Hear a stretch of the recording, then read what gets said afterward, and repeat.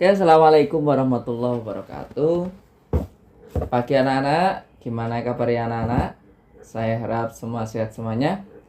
Oke, sebelum kita memulai pembelajaran, marilah kita berdoa dulu.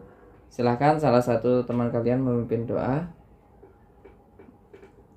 Oke, jika dirasa doa sudah selesai, maka saya akan mengulas sedikit materi kemarin. Kita sudah membahas terkait dengan bab ghibah dan tabayun.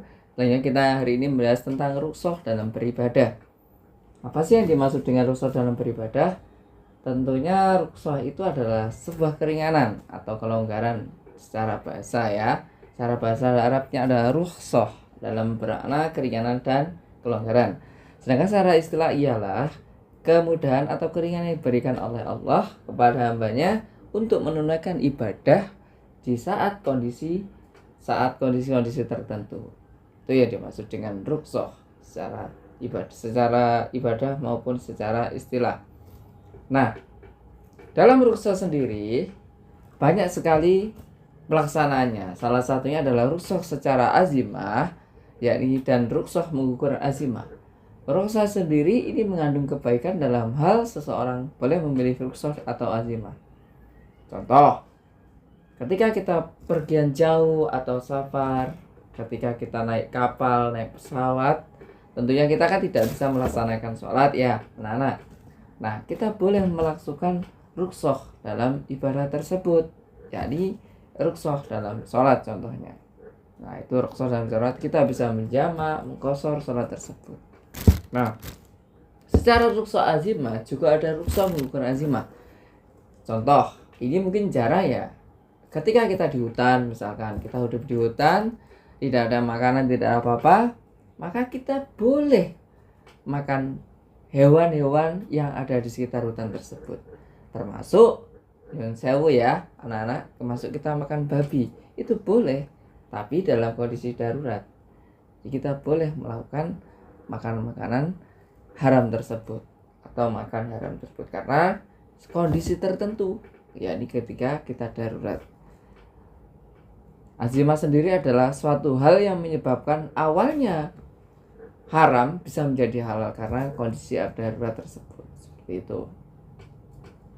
Nah, tadi sudah sedikit menjelaskan rukhsah pelaksanaan. Selanjutnya adalah penyebabnya. Penyebabnya saya sudah singgung tadi, yakni ketika kita dalam kondisi darurat atau membuang hajat. Maka contoh, ketika kita puasa kita tidak bisa puasa sakit. Nah, itu kita boleh tidak berpuasa. Karena apa? Menyebabkan kondisinya sendiri. Takut ketika berpuasa akan malah semakin drop, semakin sakit. Nah, seperti itu. Nah, yang kedua ada secara halangan, uzur. Contoh yang tadi, sholat kita pergian jauh atau tidak dalam keadaan di tempat yang selayaknya kita sholat. Nah, seperti itu kita boleh melakukan sholat secara rukhsah tersebut. Nah, selain ada secara penyebabnya, tentu kita harus tahu tujuan rukhsah itu apa sih sebenarnya. Mungkin ada yang tahu anak-anak. Nah, rukhsah sendiri tujuannya adalah menghilangkan kesukaran dan kesulitan dalam beribadah. Atau yang kedua, tetap dapat menaikkan ibadah sehingga terbentuk ketaatan kita kepada Allah. Tentunya ibadah tersebut kan adalah wajib, terutama sholat ya. Nah, maka itu tidak boleh ditinggalkan, tapi kita mendapatkan rukhsahnya tadi. Nah, keringanan yang diberikan Allah tadi. Yang ketiga adalah terjaganya jiwa dan harta kita atas perlindungan Allah Subhanahu wa taala. Dan yang terakhir, memberikan pilihan dalam melaksanakan ibadah sesuai kondisi yang sedang dialami tadi.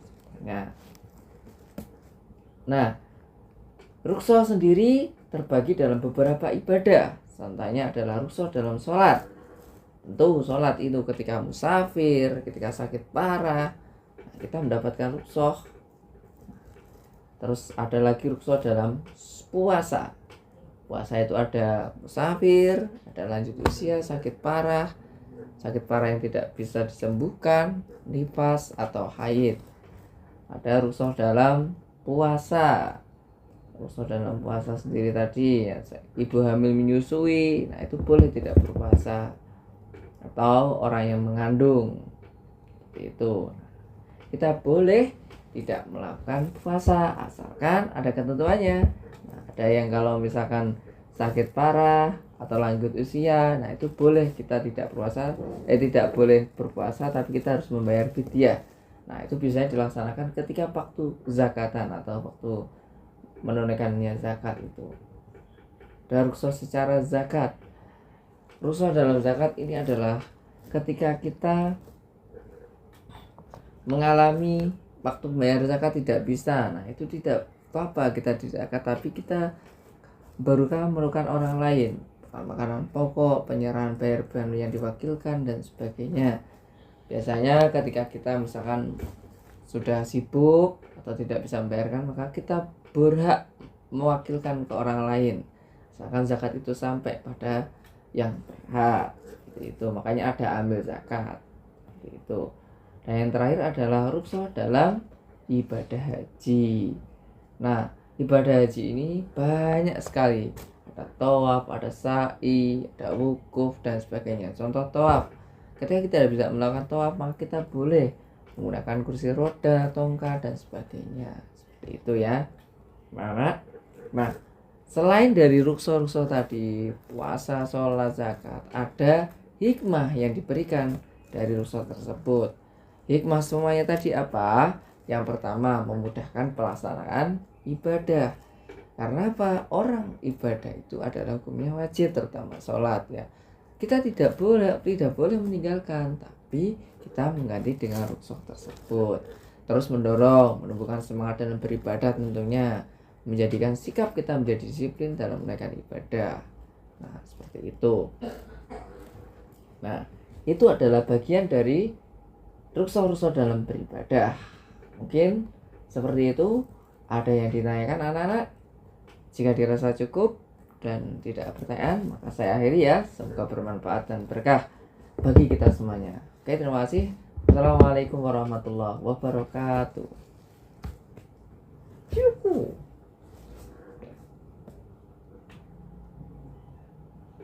Oke.